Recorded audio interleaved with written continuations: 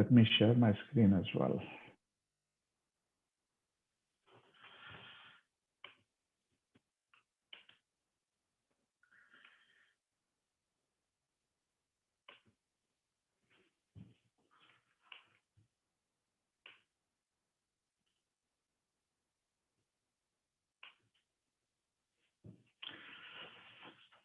Om Namo Bhagavate Vasudevaya.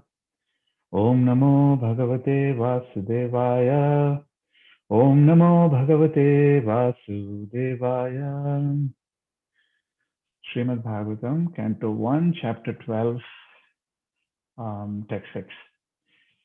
Kim te kama surasparha mukunda manaso dvija adijarur mudam rajna shuritasya yathetare. Kim, what for? Te, all those. Kama, objects of sense enjoyment. Sura, of the denizens of heaven. Spalha, aspirations. Mukunda manasaha, of one who is already God conscious. Dvija, O Brahmanas. Adijaru, could satisfy. Mudam, pleasure. Rajna, of the king. Shroditasya, of the hungry. Yatha, as it is. Itare, in other things. Translation. O Brahmanas, the opulence of the king was so enchanting that the denizens of heaven aspired for it. But because he was absorbed in the service of the Lord, nothing could satisfy him except the Lord's service. Om Ajnanatimirandasya Gnananjana Shalakya Chakshurunmilitam Yena Tasmai Sri Guruve Namaha Shri Chaitanya Manobhishtam Stapitam Yena Bhutale Swayam Rupa Kadamayam Dadati Swapadantikam Vanchakalpatarubhyascha Kripa Sindhubheva Cha Patitanam Pavanebhyo Vaishnavebhyo Namo Namaha. Jai Sri Krishna Chaitanya Prabhu Nityananda Shri Advaita Gadadhara Srivasadi Gaura Bhakta Vrinda Hare Krishna Krishna Krishna Hare Hare Hare Rama Rama Rama Hare Hare. Hare Krishna everyone, welcome on this beautiful Sunday morning. Thank you so much for joining. Hope everyone is safe and staying warm, staying out of the snow. I know the snow has been rather painful for the last couple of weeks, and the cold continues, but the bright side is we're getting towards the end of the winter, and spring is about to start. The vaccines are coming in, so life should change for the better, and the dark period should be behind us. So something to look forward to. So I'm going to read the purport.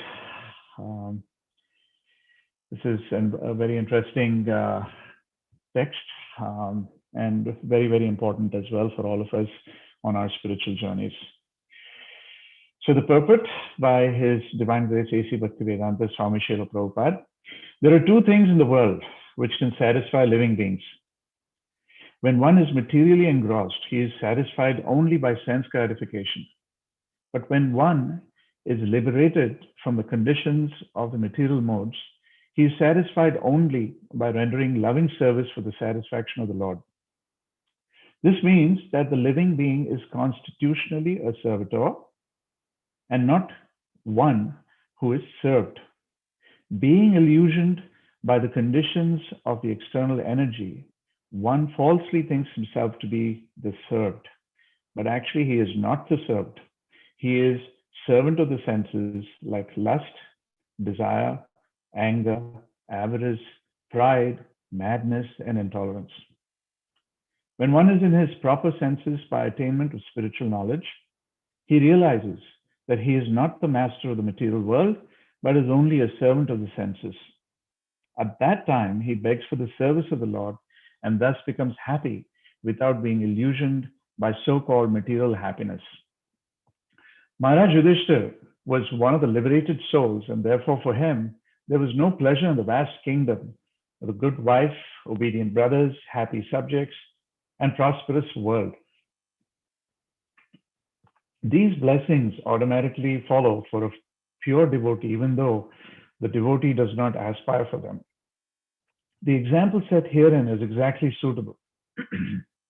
It is said that one who is hungry is never satisfied by anything other than food.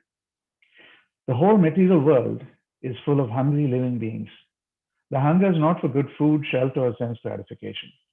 The hunger is for spiritual atmosphere. Due to ignorance only, they think that the world is dissatisfied because there is not sufficient food, shelter, defense, and objects of sense gratification. This is called illusion. When the living being is hungry for spiritual satisfaction, he is misrepresented by material hunger, but the foolish leaders cannot see that even the people who are most sumptuously materially satisfied are still hungry. And what is their hunger and poverty? This hunger is actually for spiritual food, spiritual shelter, spiritual defense, and spiritual sense gratification.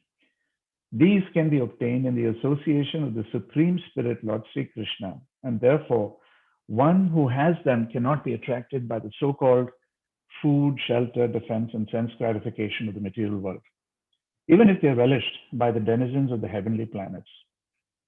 Therefore, in the Bhagavad Gita 8:16, it is said by the Lord that even in the topmost planet of the universe, namely the Brahmaloka, where the duration of life is multiplied by millions of years by earth calculation, one cannot satisfy his hunger. Such hunger can be satisfied only when the living being is situated in immortality, which is attained in the spiritual sky far, far above the Brahmaloka, in the association of Lord Mukunda, the Lord who awards his devotees the transcendental pleasure of liberation.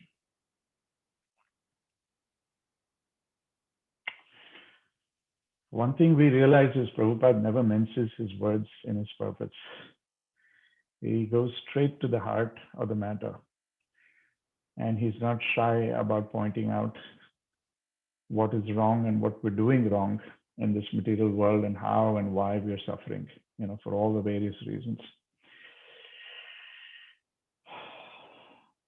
So most of you have heard that the Perseverance, the second rover, has landed on the Mars, on the planet of Mars. Excuse me. Give me just a second. My throat is drying up here.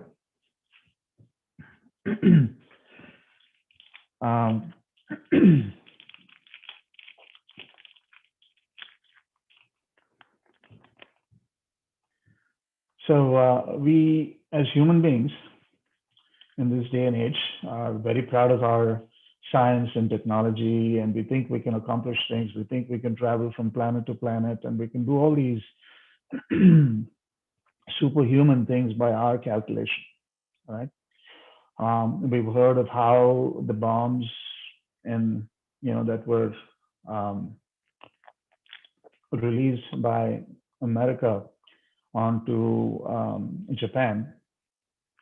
Oh, these were atom bombs that were of huge magnitude. I mean, they were so powerful that they could destroy the entire cities of Japan. And look what happened, right? I mean, yes, they destroyed the cities, but it was like a bomb that was thrown from a height, by the bombers.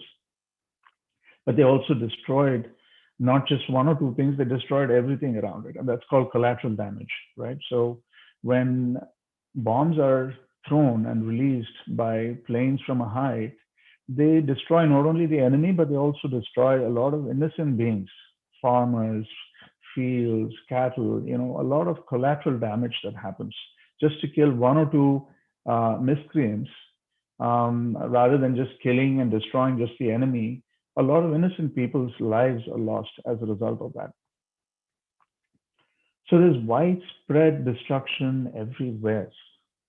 But when the Brahmastra was released by Ashwatthama, it went straight to its target, just as he had intended, without touching anything else.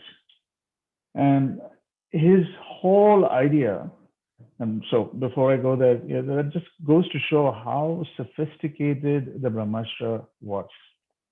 It is not like the bombs that we use today, and we're so proud of being able to use these devastating bombs, which have such devastating power, but it's nothing compared to the Brahmastra. And of course, that's the highest weapon, and all the weapons that we used during the Vedic times. These were used by chanting hymns and prayers, and they were released by the mouth. They didn't have to go in a plane and drop bombs like we do today, right? So that's the amazing part. And that too, they were used with a sense of consciousness to be able to destroy just the enemy, not about destroying everything else around it. Right. Now, remember the battle of Kurukshetra, just to set the scene. The battle of Kurukshetra was coming to an end, and all the hopes of victory were lost. Right, and Ashwatthama was captured, for doing what he did, and his life was spared. He was cursed by Krishna, and he was banished from the kingdom. But what did he do? He turned around and decided to be vindictive and actually go after the only grandson that was left in the lineage of the Kuru dynasty. Right? So there was no one else but Uttara who was carrying Parikshit Maharaj in a womb at that time.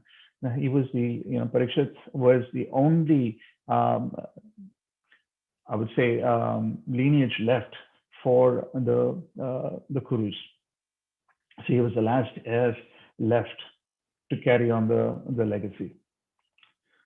So Ashwatthama released the Brahmastra for the second time, specifically to kill Arjuna's only child, Uttara, that Uttara was carrying. And so when the Brahmastra came to her and it was targeted against her womb, and she knew it was targeted against the child, she could feel this, and right away she didn't waste any time. She could have gone to Arjuna, she could have gone to her, others, the Pandavas were there as well, but she went straight to Krishna. She cried out for help. And Krishna didn't waste any time either.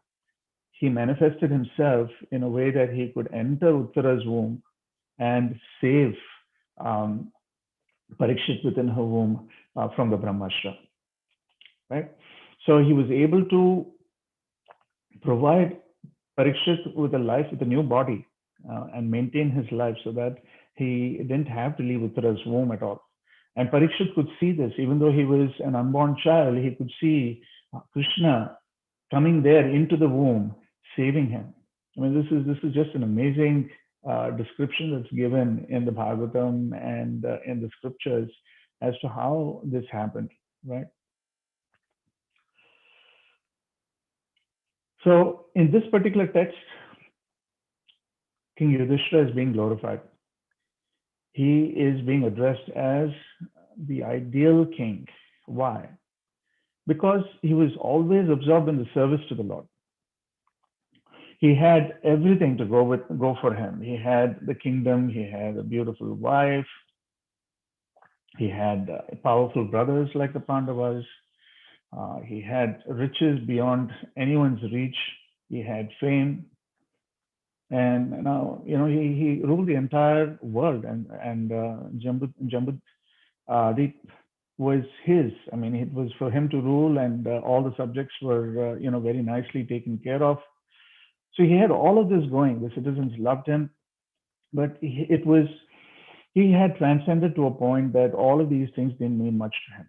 What he was looking for was nothing but devotional service, right? And that's the nature of the devotee. Now, later in the chapter, Maharaj Yudhishthira also performs a purificatory process for the birth of Parikshit. And in doing so, he invites all the brahmanas and the vipras who come there, and they perform sacrifices, as well as they chant auspicious hymns.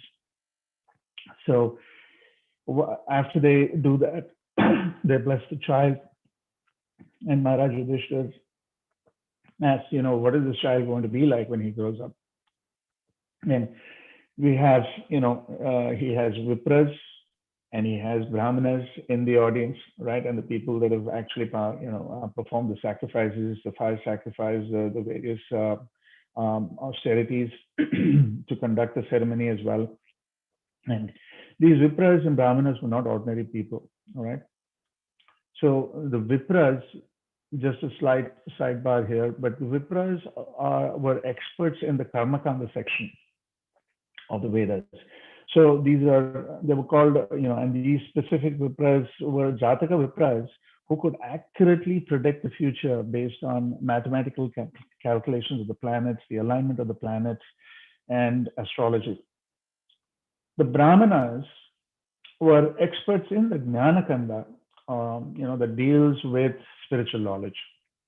And as they perfected their spiritual knowledge through devotional service, as described in the Upasana Kanda. So, we spoke about the Vipras, who were experts in the Karma Kanda section, and then the Brahmanas, who were experts in the Jnana Kanda, as well as, graduated to the Upasana Kanda section of the Vedas.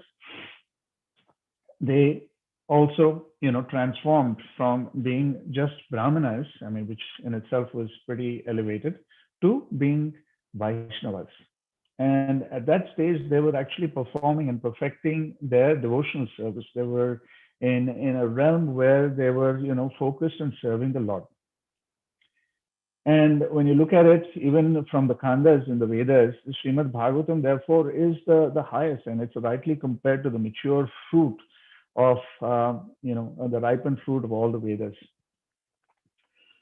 So these elevated souls, coming back to where we were, these elevated souls foretold Parikshit Maharaj's future as the emperor of the world. They compared Parikshit Maharaj to various wonderful personalities, that we can relate to, even in through the Vedic scriptures, through the pastimes that we've heard, several different wonderful personalities, and I'll cover a few because some of these are going to be covered in greater detail as we get through the rest of this chapter. He's also compared to Maharaj Yudhishthir, which who we're talking about right now in this particular verse, for his equanimity and his justice and the way he looked after all of his subjects. He was so perfect in terms of how he dealt with, how he dealt justice and how he dealt with all of his citizens, making sure that they were well taken care of. That's something that is very rare these days, right? We see so many, politicians. It's become such a political thing now that these politicians are only trying to figure out where they can get the maximum number of votes. They don't care about the damage, the collateral damage that we were talking about earlier, and how that can actually impact some of the innocent folks who actually need the help.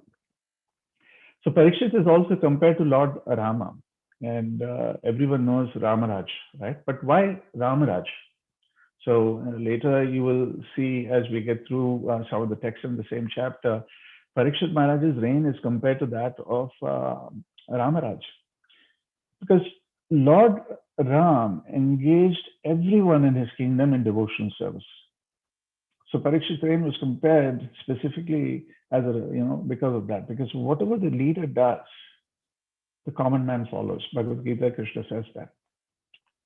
And Parikshit Maharaj was such an example later on in his life, where he practiced devotional service in the way in which he reigned as a king, as an emperor. So it was known as Ramaraj because after all the strife that the Pandavas had gone through with the Kauravas, with all the reversals that they had in their life, the way in which the citizens, the subjects of the kingdom were ruled over by Duryodhana prior to the Pandavas, prior to King Yudhishthira. It was a very different scene, right? So there was a golden age after the battle of Kurukshetra, when the Pandavas came into power, and then King Yudhishthira, he ruled very, very beautifully. And then after that, when Parikshit Maharaj took over, he was equally equally good and just like King Yudhishthira, and had such wonderful qualities. compared to some of the wonderful personalities that we hear about. Now, Parikshit Maharaj was also one of them. Is he's compared to King Siddhi by the Brahmanas when the Brahmanas are describing the various personalities and the qualities that these wonderful personalities have and how Parikshit Maharaj was going to be like them. He also mentions the name of King Siddhi. Now, who was King Siddhi? King Siddhi was a very powerful, very surrendered, very reputed, well-known king, and he was a great devotee of the Lord. And his greatness was so well known that the demigods decided to test him once. So what they did, because they heard about how he was, his entire the way he reigned as a king was by being a very perfect, a very just king. He was, once he gave his word, he stuck to it, and he made sure that justice was served. So if he saw someone who was innocent that was being unfairly punished, he was always there to protect them. So he was a true Kshatriya in that sense, right? The Kshatriya, by definition, is one who protects the defenseless. So the demigods, I mean, his name became so popular and it went viral, if you can call it that, that his name reached even the heavenly planets. And so the demigods at one point said, we must test him. And one of them took the form of an eagle, and another took the form of a pigeon. So you can guess what happened next, right? The eagle started chasing the pigeon, and they were flying through the skies, and the pigeon was in great danger of being killed by the eagle. And so the pigeon took shelter, in the kingdom of Siddhi, and went straight to his palace and begged and cried out for help. And what did King Siddhi do? Being the Kshatriya that he is and the wonderful king that he is, he decides, he just makes on the spot the decision to protect the pigeon at any cost. Meanwhile, the eagle arrives, excuse me, and says, I need to have the pigeon. The pigeon is mine. King Siddhi says, no way. The pigeon has asked for help, and I've promised to help the pigeon. I've promised my protection for the pigeon. There is no way that you can touch. So this goes on for a while. There's a long conversation that happens between the eagle and the pigeon, and finally they agree to some middle ground here. And so Siddhi says, you know what? If you so really want flesh, if you really want meat, I will offer my flesh, my meat, right? I'll take it off of my body, I'll cut it into pieces and give it to you. So this goes on. So the eagle says, okay, fine. Yeah, I am hungry and I need to eat. That's my sustenance. So I need to eat some meat. So they put the pigeon on the scale. So King Siddhi puts the pigeon on the scale on a balance, and then starts literally cutting away pieces of his own body and places them on the balance. And since this was being a test that was administered by the demigods, the pigeon, being a demigod, was able to increase its weight and increase its weight and increase its weight. And for King Siddhi, had to cut more and more and more of his flesh till he got to a point where he actually got to the bone. And the demigods were so taken aback by the sacrifice and the commitment of King Siddhi that they manifested their true form and glorified King Siddhi and restored his body. Right, so he had passed in flying colors, in other words. So the system during the Vedic times was such that the Kshatriyas protected the subjects. And the Brahmanas in turn were advised, the Brahmanas in turn advised the Kshatriyas. So the Kshatriyas protected the innocent, the subjects, the citizens of the kingdom, and the Brahmanas were the advisory to the Kshatriyas, so they could give the Kshatriyas right counsel so that justice could be served and peace could prevail.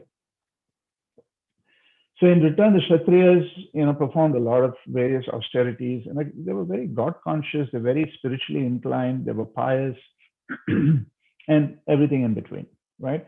And the Brahmanas helped them stay that way and maintain that mindset. So they perform the sacrifices, they help them, guide them through their austerities and so on.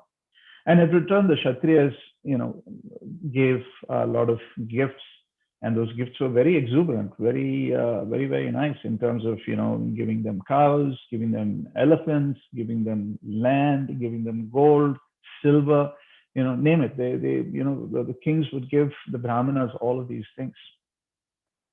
I was asking Ruchira just the other day, so the Brahmanas, what did they do with all of this stuff? Right? They must have become very rich. I mean, they had so much coming to them from all of these wonderful kings. So what did they do with them?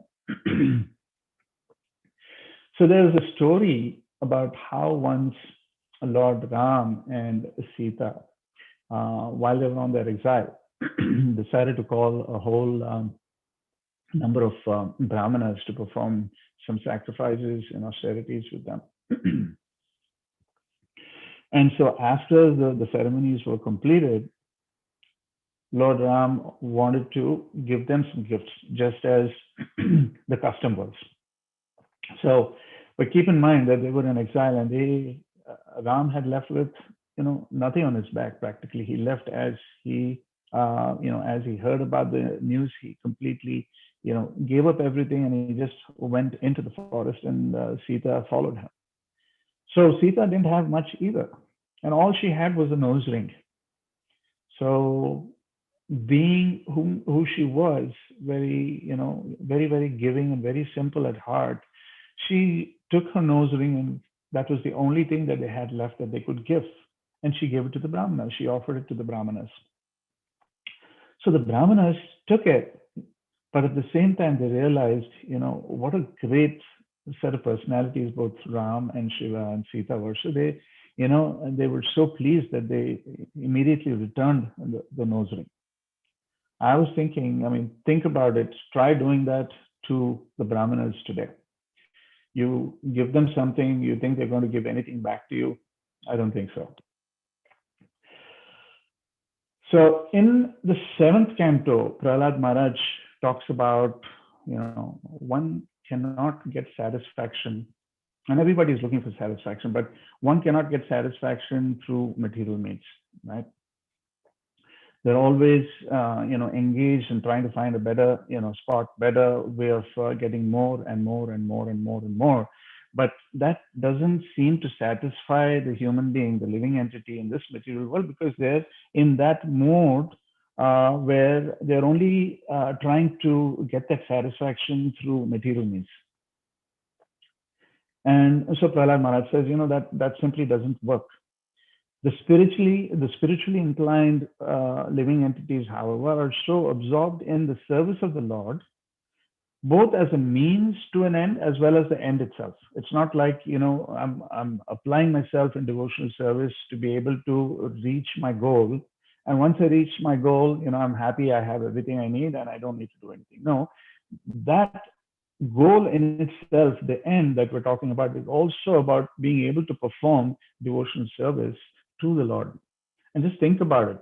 When you reach the end, okay, right now we have all of these impediments that we have in this material world in terms of being able to get from here to there.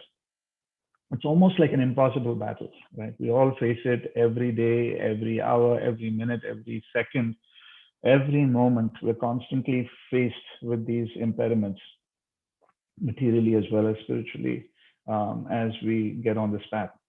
But once we get to that point where we are completely free from all these material, anchors that are pulling us down, our spiritual service, our devotional service to the Lord will be so pure that it's uplifting, and it is, free from all of these things. It makes it so much better, right? So the happiness that is gained in serving the Lord is incomparable, right?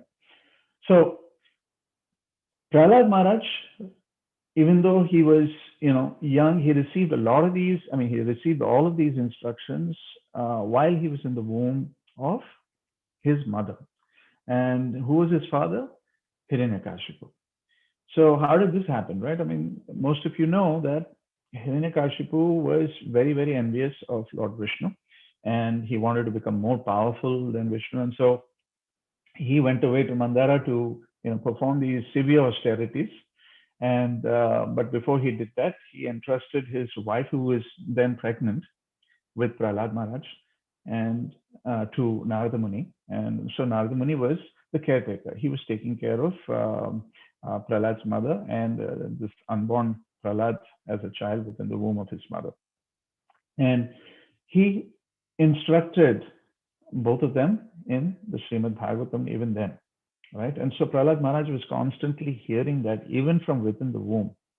And that is a proven thing. Even now, science is finding out. Even just the other day, Ruchira and I were reading an article where the baby in the womb is able to hear these sounds and is able to actually connect with the emotions of the mother as well. So when the baby comes out of the womb, they were able to, check the brain pulses to see where the activity was, and some of the things that were played when the baby was in the womb versus the baby, now listening outside of the womb, there was an immediate recognition of that.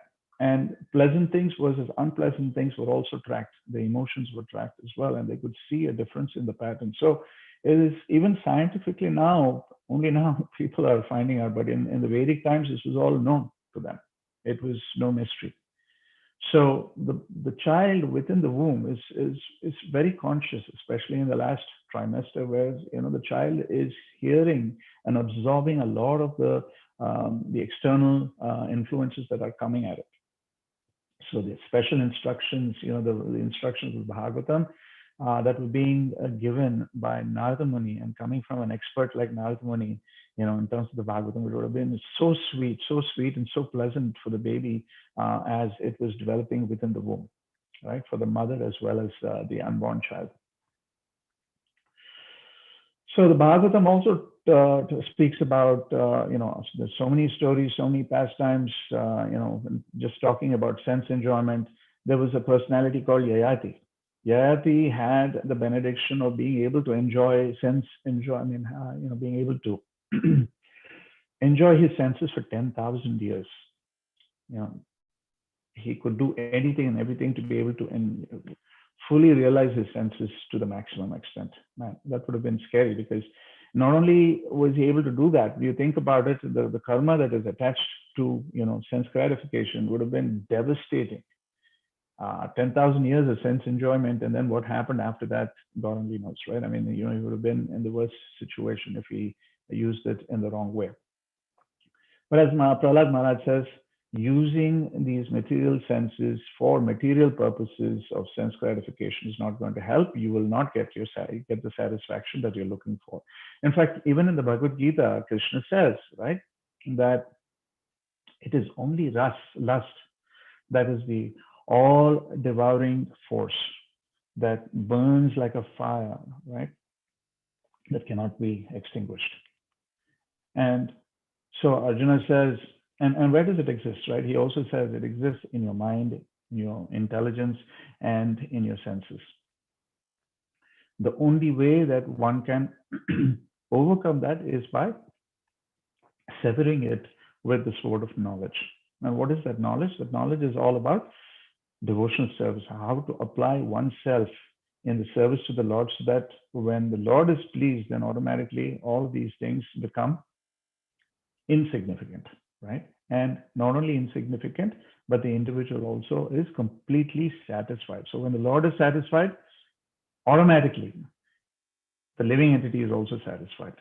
It's referred to, the common analogy that we hear all the time is about how when the roots of a tree are watered, automatically the branches, the trunk, the leaves, the fruits, everything is automatically satisfied and taken care of.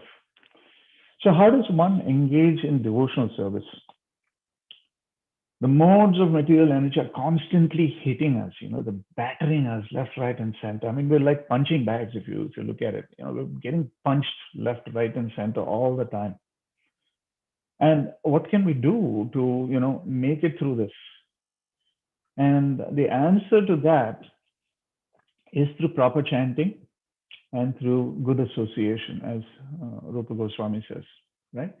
So, But again, talking about association, there are three kinds of association, right? So association with advanced devotees, right? So the people who are much more advanced than us.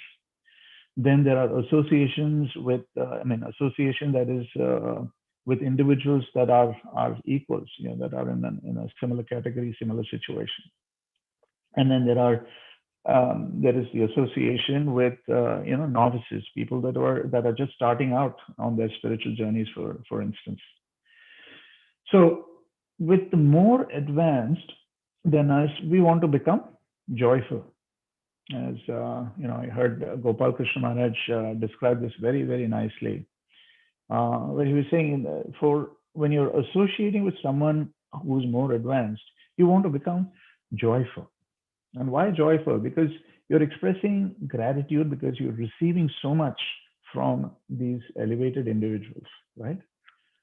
He compares it to the joy that a farmer experiences when the rain clouds are showering the rains upon his fields, right?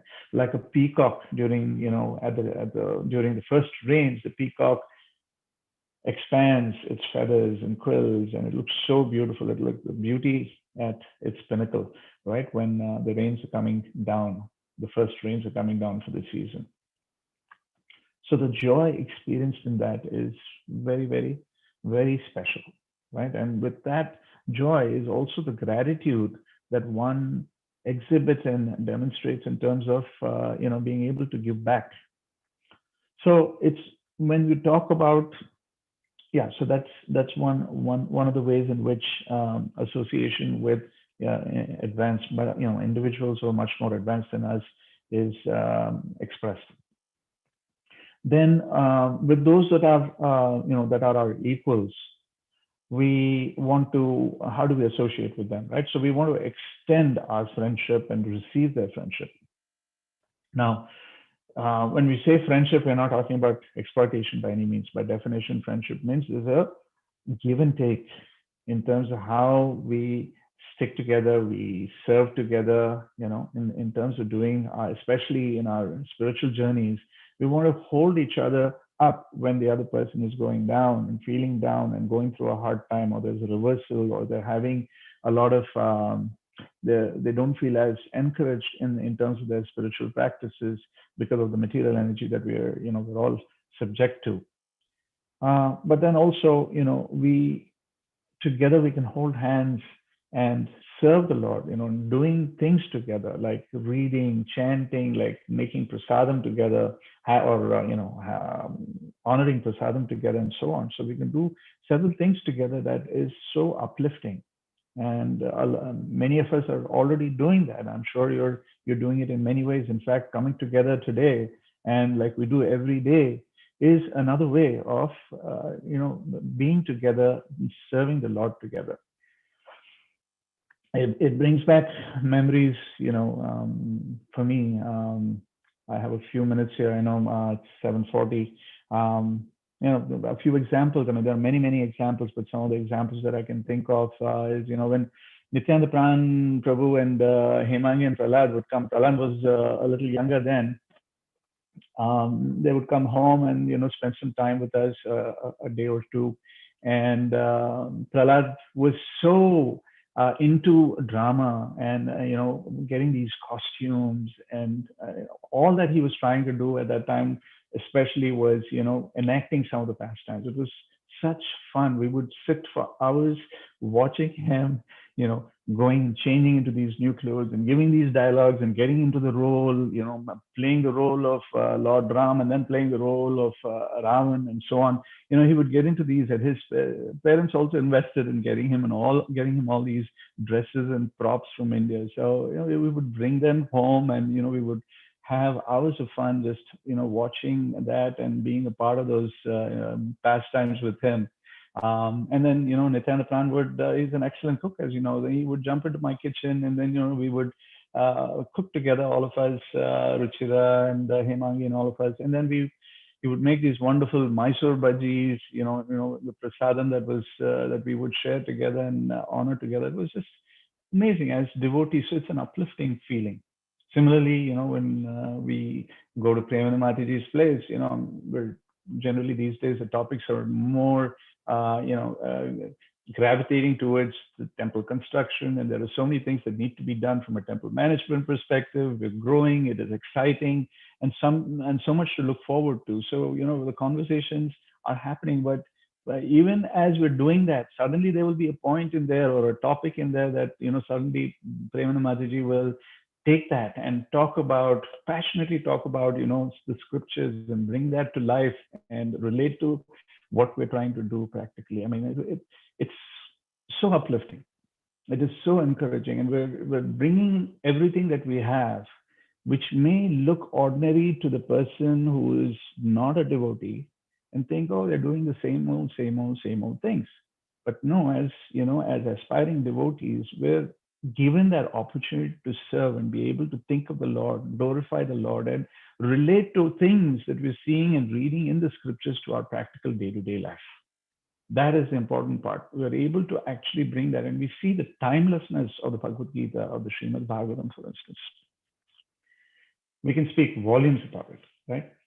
So these are things that come to us now. The other thing that also comes to my mind is, when I go to the temple, when Ruchira and I go to the temple, and Dhananjay Pandit Prabhu is so welcoming, as you all know. And before you know it, he's talking to me, telling me about all these wonderful interactions he's having with the deities, serving the lordships, and then very quickly he moves on to glorifying at least 10 different individuals who've come to the temple, who've done this, who've done that, and it's so nice. I mean, I just stand back and listen to him, and it's all coming from his heart. Again, it's not something that he's superficially praising the person, but he's every bone in his body is resonating with gratitude, with appreciation for the devotees for what they're doing in the temple. I mean, it's such a wonderful feeling. Just being in that association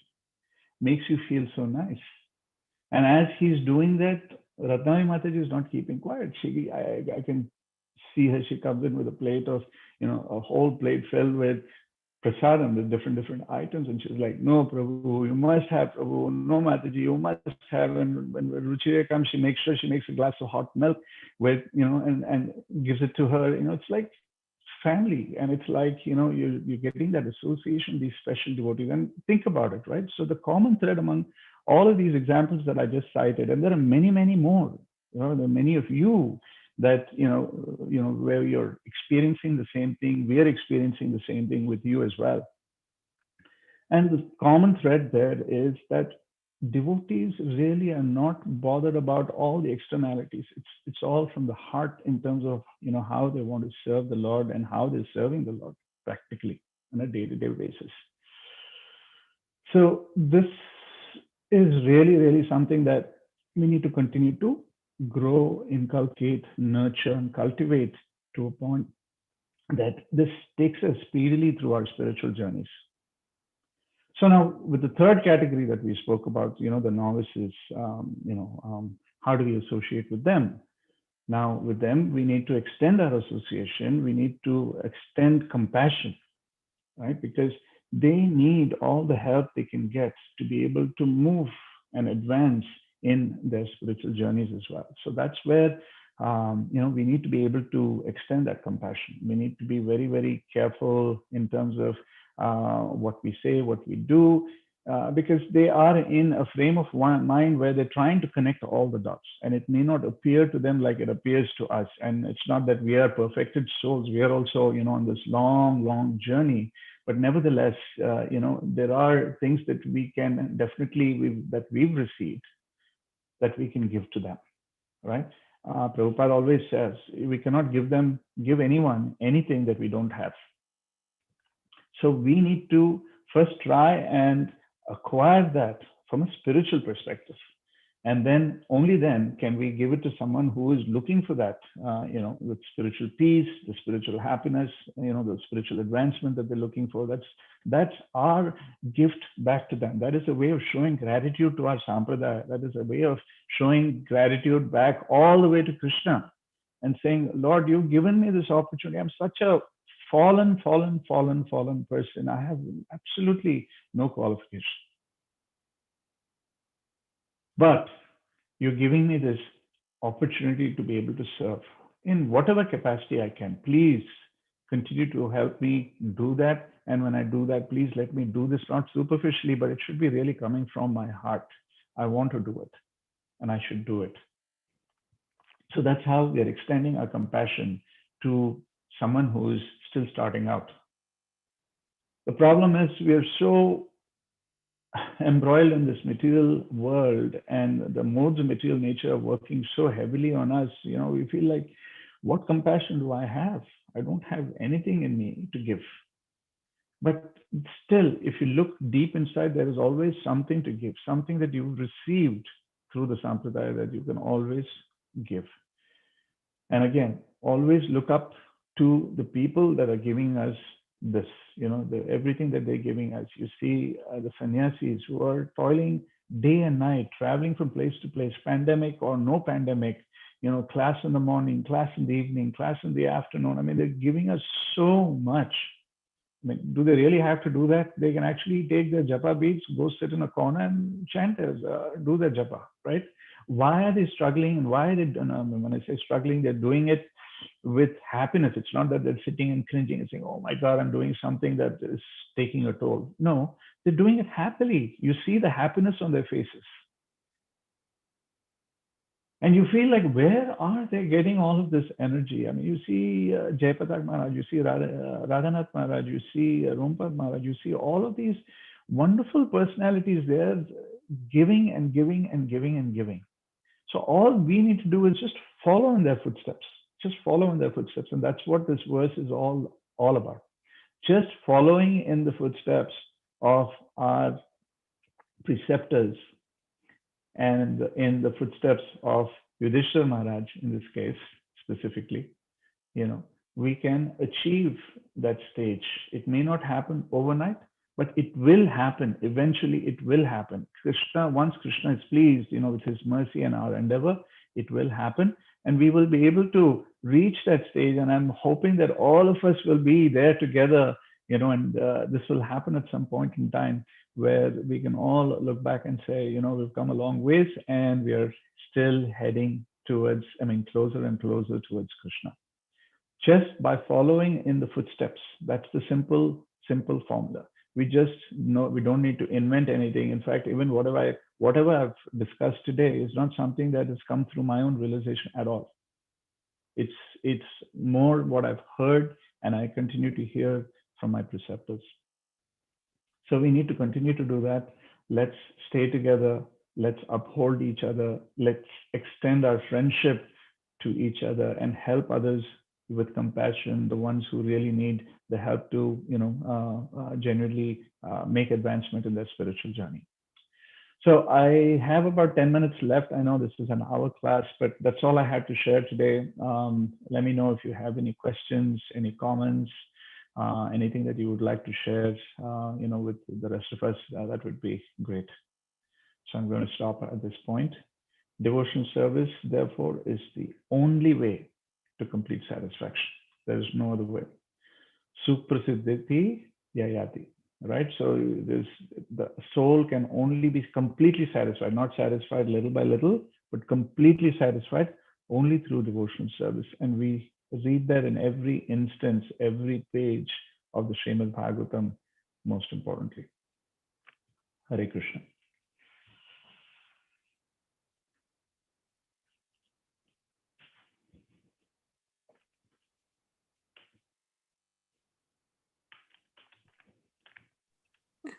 Hare Krishna, Prabhu, please accept my humble obeisances.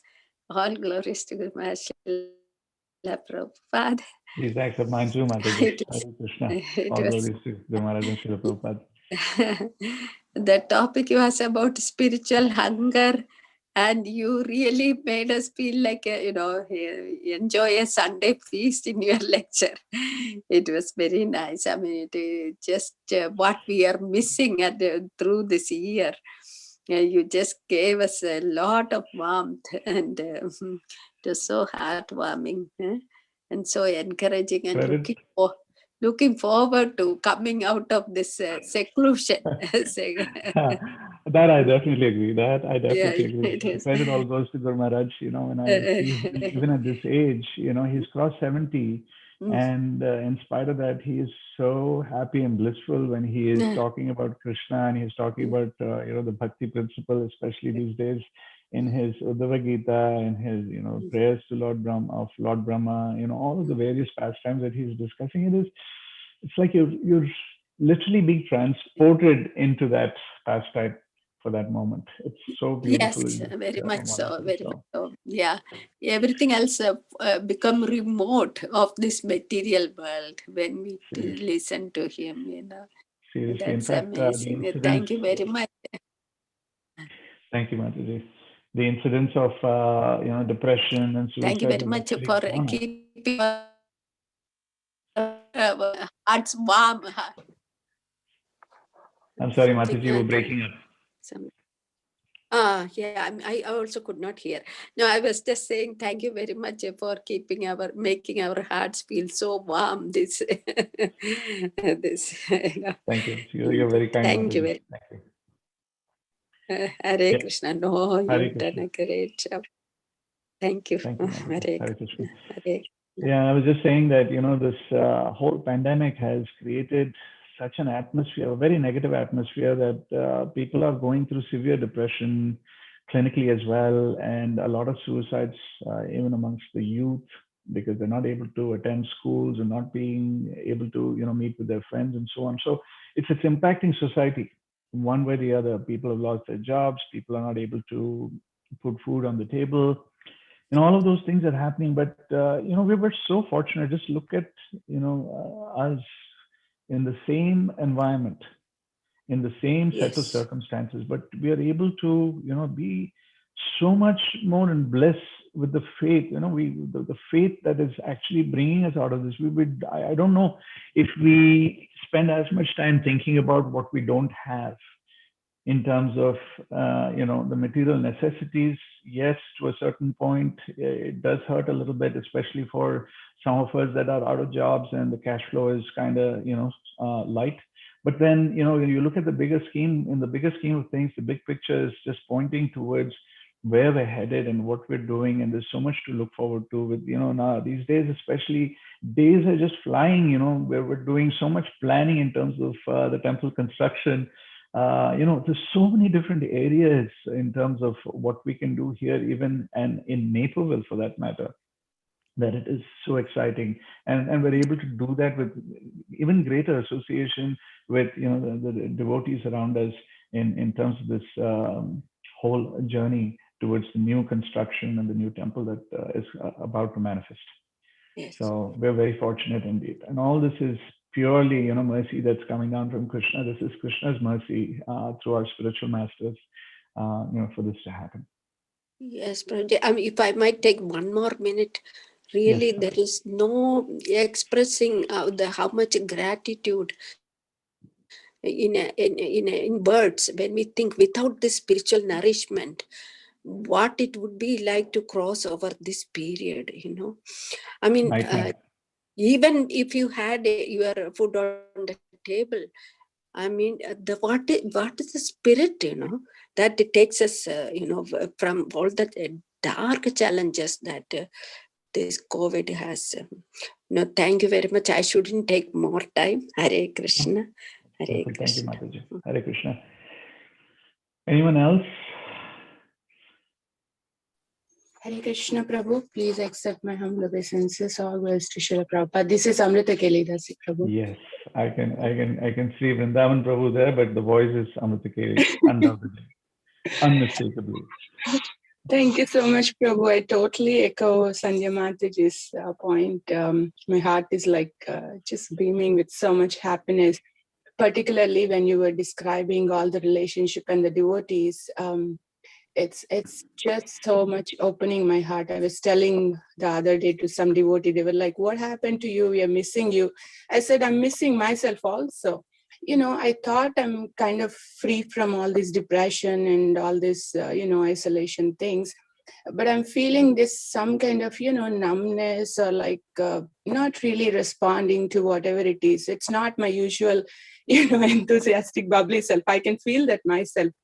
But when you brought up all these, the relationships and the devotees, just by the thoughts of them, like, Nityan Pran Prabhu, Himangi Mataji, or Dhananjay Pandit Prabhu, just trying to see them and how joyful it is when I'm being in their association, it just brought so much happiness to the heart.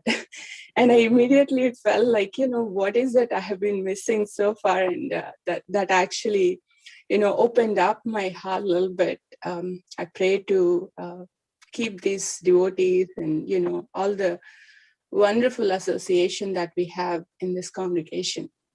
And the other point which was really striking for me is, as you were describing about this Ramaraja, Yudhishthira Maharaj, Parikshit Maharaj, I always used to feel, okay, Prabhupada is writing in his purports, this is once upon a time, it's all degraded now, and, whatever. Sorry. I was just taking it in a sense, okay, it can only happen in the scriptures or during those times, but not now. But when you described about these friendships and relationships, though we may not ascertain that can happen in the, bigger society as such, but at least in the congregation, at least in the community that we are with, I think we actually have that Ramaraja. I got this realization. I was like, wait a minute, that's just so wonderful. Each of us are trying to, in our own capacity, keep Krishna in the center and trying to serve that way. The relationships are much different than what we see outside. So it's just so amazing. Thank you so much, Prabhu. Thank you so much for sharing that, Mataji. Thank you very much. You're absolutely right. And it's also, even the outside that's trying to reach in, if you look at it in one sense. And I'll give you an example. Talking about being at Premanand Mataji's place, while I'm talking to Premanand Mataji, there's also Nirendra Prabhu. Don't forget, Nirendra Prabhu is also very much a wonderful soul there. And every now and then he will peek, pop his head in and see how the conversation is going. And then he'll, in the summers especially, he'll pull me out and say, come, I want to show you something. And then excitedly he takes me to, to his backyard, and he show me his vegetable garden, and then he used to take me to the wonderful flowers that are blossoming. This flower came from here, that jasmine came from there, and then he takes me to his fruit trees, and he shows me all the various fruits that are growing. Then in the corner of that garden, he shows me a whole litter of skunks, baby skunks that are there. And then he brings me back into the house, and sure enough, there is this squirrel that's literally banging on the glass door, the patio door, to get into the house. And I asked him, is this what's going on here? And he tells me, this squirrel keeps coming back day after day after day for prasadam. So it's about, it's not only at the association of devotees within, but there is also the attractiveness for the outside to come inside. So, you see that squirrel literally hanging on with both his hands up, and it's standing on its 2 feet on its hind legs, and it's literally leaning, sticking its face against the glass door. It's such a cute sight. I have some pictures somewhere, but it is, such a sight. I'm thinking, even Nanda Prabhu, with his simple heart, he's able to attract such beautiful life, not only inside but outside the house as well, in terms of the services that he's performing, not only in his backyard, but also in the temple, which goes unseen, right? In terms of doing all the things that is taken care of in terms of maintaining the yard and, the property. And we don't even get to see that, but he's doing it tirelessly every single day. So yeah, these are devotees. These are very devotees with a simple heart, but that heart is filled with so much love, so much gratitude that it is contagious. You be with them for even a moment, you be with them for a few minutes, and you can feel that it starts to rub off on you. And then when you walk away, that feeling is still there with you for a while, till the modes of material nature can start battering us and pulling away. Same thing with Badahari Prabhu. I mean, you just sit in the kirtan, you would think, what is so special about Badahari Prabhu? But when you're sitting in the kirtan with Badahari Prabhu, it's electrifying. I mean, the whole experience is different, right? I mean, you hear a lot of good kirtaniyas who are very, advanced, not technically only, but more than technically, devotionally as well. But personally, I mean, when I sit in that audience and I'm with Badahari Prabhu, I'm listening to him, he's completely taking us to a different environment altogether. He's really, really transporting us to the spiritual realm, right? I mean, you all felt it. I don't have to say that. It's not just me. Everybody in that audience feels it that way. But what is it about Badahari Prabhu? It's not lofty words. It's not anything special. I mean, it's not anything big that he's trying to, make. It's not a lot of, like they say at work, smoke and mirrors. None of that. It's just simple kirtan. Again, those kirtans are also very simple that goes straight to the heart. So I'm saying just having such simple but highly advanced spiritually folks with us, that association is what takes us and will continue to take us to the next level. So that's all we need to do. There's no need to analyze and make this complicated. It's not complicated by any means. I know we have a lot of questions that come up for us, which is, our analytical bent mind, number one. Two, it's the conditioning. We've been taught to ask questions and think analytically. But the spiritual journey, at least what I'm seeing over the years, and I'm convinced now that, we need to keep it as simple as possible. Just follow in the footsteps of these wonderful, wonderful advanced devotees. Keep it simple in terms of just applying ourselves with an open heart. That's it. And at some point in time, we will get there. It may not happen in this lifetime. It may happen maybe 10 lifetimes, 100 lifetimes down the road, but it will happen at some point in time. That faith we absolutely need to have. 4 minutes over. Hare Krishna, Prabhuji. Hare Krishna, Prabhu. If I may take a couple of minutes, please Please. accept my humble obeisances. I'll go to Srila Prabhupada. Prabhuji, wonderful. Like your today's talks were all so wonderful, and even the interaction was good. Well, I wanted to just bring out one aspect of Nirantara Prabhu. Whenever the polar vortex or the cold front happens, that is when we really see, like most people may not know, but, Nirantara Prabhu is the one who really goes to the temple, particularly when the Nunjay Pandit Prabhu is not there. In those -30, -40, he takes care of the deities, and if the temple has to be shut down, then he takes care of the deities even in those situations. It would be so nice if you could throw some light on that a couple of minutes. Absolutely. Very true, Prabhu. Thank you for sharing that. Anyone else? Anything else? Hope you have some good plans for today. A lot more chanting, a lot more reading, a lot more prasadam. But I wish you all, stay safe, stay healthy, and continue to be in the association of devotees. Lingaraj Prabhu, with your permission, we can close the class at this point. Thank you so much, Prabhu. Thank you very much for giving me this service in this